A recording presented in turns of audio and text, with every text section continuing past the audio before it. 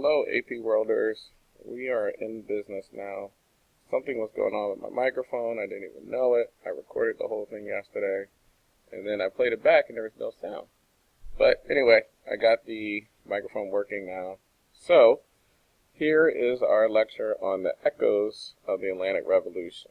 All right, but basically we're talking about how did the events of the revolutions in the Atlantic echo throughout time, or like pass on through time. All right, and also how did it affect other areas. All right, and the Atlantic Revolution, it reached far beyond the places of origin, and it's going to persist for a long time. Britain losing its colonies, all right, so Britain losing these colonies is going to fuel their imperialism, which is when they're going to start taking over places in Africa, and then not pictured on here, but also India and other parts of Asia. All right, even causing the Opium Wars, which is something we'll also study in the future. Napoleon, his ruling here in Egypt, right here in Egypt, will lead to Egypt modernizing, as well as the Ottoman Empire modernizing.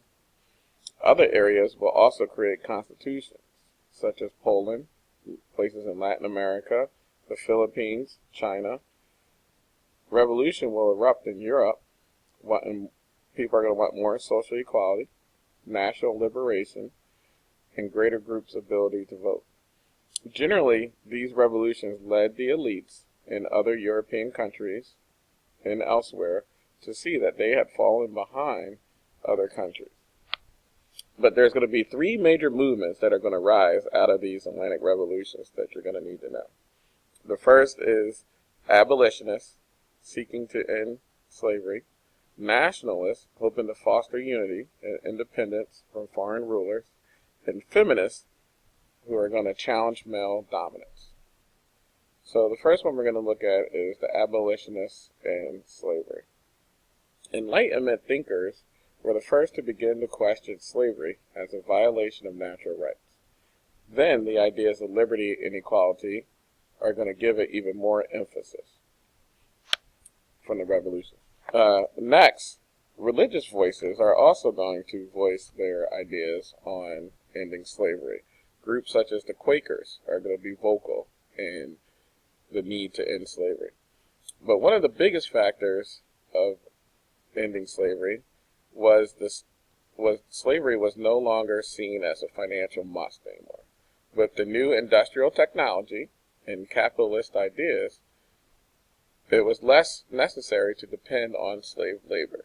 All right, so basically the Industrial Revolution is going to make slavery in the use of machines in agriculture is going to make people less dependent on slave labor. These movements came large in Britain first. All right, not surprising because Britain's going to be the first to industrialize.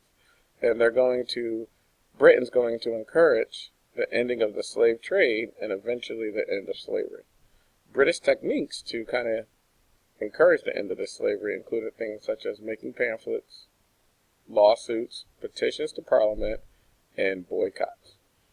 Britain led the way and put growing pressure on other countries to do the same. Once the slave trade became illegal, British naval ships would patrol the Atlantic and intercept any ships that had illegally had slaves on there.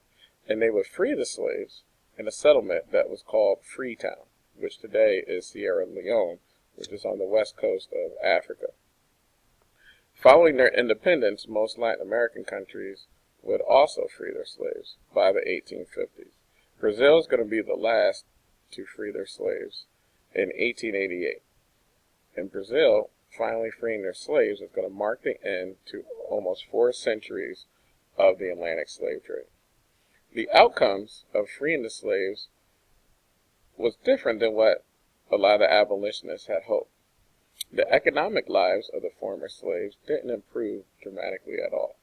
And besides for Haiti, none of the former slave countries redistributed land equally to people. Most of them would develop labor systems that would keep these former slaves dependent upon the former plantation owners. One such system in the United States would be sharecropping. all right, which kept these free slaves dependent on the plantation owners. And with that system of sharecropping, it was kind of almost like renting, and then you were supposed to pay in percentage of crops at the end of the year, but the slave owners would make sure, or not the slave owners, but the plantation owners would make sure that you always owed them, so you wouldn't be able to leave. As some slaves left the plantations, it would create a labor shortage, and that's going to lead to a huge global migration. Large numbers of indentured servants from Asia, especially India and China, are going to be imported into the Caribbean and elsewhere to work in mines and plantations. And the conditions for these indentured servants was not much better than what the slaves faced. New free people, or the newly freed slaves, also had no political equality either. All right, then our next movement is nationalism. Nationalism is going to be a big movement from this moment on. All right, especially in the modern era. But nationalism was well, first of all, the idea that humans live in separate nations with distinct culture and territory is going to spread. All right, and that's that idea of nationalism. All right, that we have distinct cultures and distinct territories. This is different before, all right, where these great empires of the past, they would be able to rule culturally different people. It wasn't one shared culture. So if you think of like the Roman Empire or the Ottoman Empire, all right, their people weren't all of one culture, all right, and they didn't try to force a culture on them. People identified in the past more with just their local loyalties and had limited connection to the empire as a whole. They might have maybe traded with them or even shared a common language, but really they thought of themselves in terms of local areas more.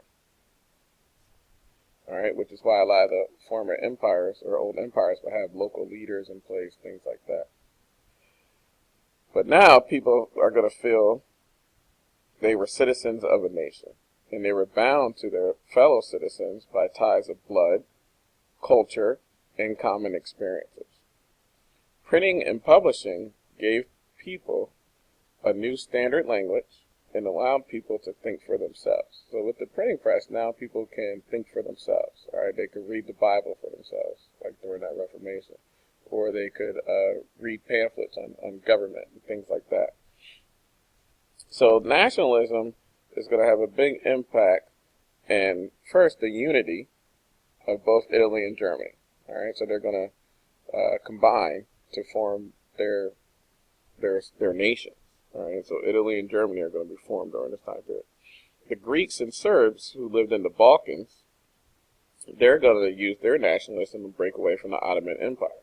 All right, if you remember, the Ottoman Empire was a Islamic dynasty. All right, but the Balkans and the Greeks, right, they weren't Muslim empires. All right, they would be Eastern Orthodox, and so they would break away. The Poles and the Ukrainians will also become aware of their oppression by Russia. The Irish would also seek separation from England, and the Zionist movement will start to gain steam. All right, and the Zionist movement was the idea to create a homeland for the Jewish people who were being treated poorly in Europe. Competition from nationalism is also going to be a driving force for imperialism and taking over Africa and parts of Asia. In class, we're going to play with a game called the Scramble for Africa, which is going to have the different European nations all trying to take a piece of Africa, right? So they're going to be competing for more and more land and more places to rule. All right, nationalism is going to eventually spill over and be one of the main causes that's going to lead to World War I.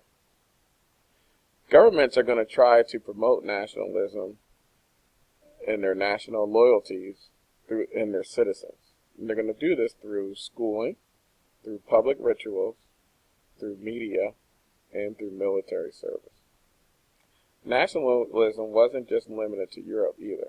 All right, Japan, Egypt, United States, right? They're going to highly promote nationalism, right? If you think of like Uncle Sam, things like that, promoting nationalism in the United States.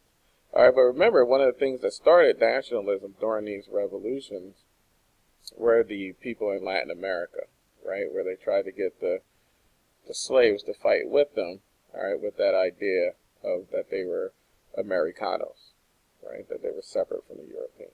And that idea was spread to nationalism. All right, then our last movement is the feminist movement. And one of the most fundamental and accepted features that almost all, or pretty much all, the pre-industrial civilizations had was the idea that women were to be subordinate to men. All right, besides for the pastoral nomads, all right, all the settled civilizations were mostly patriarchal societies. But now this idea is going to start to be challenged. All right, this feminist ideas also began with the Enlightenment. With the growing middle class of industrial societies, more women would find educational opportunities and some freedom from household chores. And because of that time, they would start to push for more rights. On both sides of the Atlantic, women began to develop a feminist consciousness that viewed women as individuals with rights equal to men. And by the 1870s, many of these feminist movements focused on women's suffrage. Women's suffrage, remember, is the right to vote. All right? It's not women suffering around the world. It's women's suffrage, the right to vote. The movement had an effect, and by 1900, even though they hadn't gained the right to vote, women started to gain rights, such as being allowed into universities. Women's literacy rates are going to grow slowly. Women are going to start to gain the right to manage and control their own property and wages. Divorce laws are going to be changed to give women more rights in divorcing. They're also going to have, women are also going to get more professions open to them. 1893, New Zealand was going to be the first country to give women the right to vote. All right, the women in the United States didn't get the right to vote until the late 1920s, just to give you some perspective. All right, so 1893, New Zealand, late 1920s for the United States. Widespread voting rights in most places didn't occur until after World War I. All right, so that's why, the United States and a lot of other countries, all right, because during World War I, what we'll learn is that a lot of the men are going to be leaving for war, and a lot of the women are going to take up a lot of the jobs, all right, like you can see in this poster. A lot of the women are going to take up the jobs in the factories while the men are gone, all right, and after that war, or after doing those jobs, that's when the women are really going to push for their equal rights. All right, so that's it for the echoes or lasting effect of the Atlantic revolutions. See you guys in class.